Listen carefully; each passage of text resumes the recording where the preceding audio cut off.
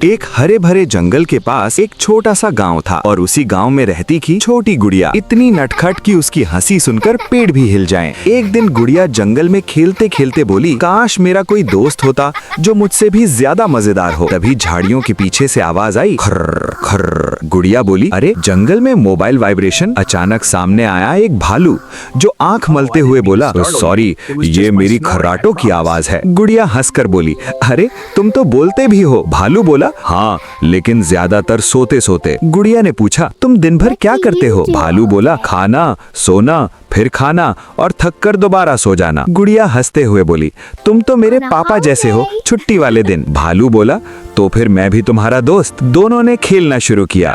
गुड़िया दौड़ती रही और भालू 3 कदम में ही बोला, बस अब ब्रेक चाहिए। गुड़िया बोली, चलो छुपन छुपाई खेलते हैं। भालू बोला, ठीक है, लेकिन मैं छुपूंगा नहीं क्योंकि मैं छुपा तो भी दिख जाऊंगा। फिर गुड़िया बोली, अगर मैं जीत गई तुम्हें नाचना पड़ेगा। भालू घबराकर बोला, नाचना, वो भी बिना खाना खाए। गुड़िया जीत गई और भालू ने अजीब सा नाच किया। पैर फिसले, पेट हिला और वो धड़ाम से गिर पड़ा। गुड़िया हंसते हुए बोली, तुम दुनिया के सबसे फनी भालू हो। भालू बोला, और तुम मेरी सबसे छोटी ट्रेनर। शाम होते ही भालू बोला, अब मैं सोऊंगा। गुड़िया बोली, अभी? भालू बोला, हाँ, हंसना भी बहुत थका देता है। और उस दिन से जंगल में सब कहते हैं, जहाँ छोटी गुड़िया और भालू हो वहाँ हंसी कभी सोती नहीं।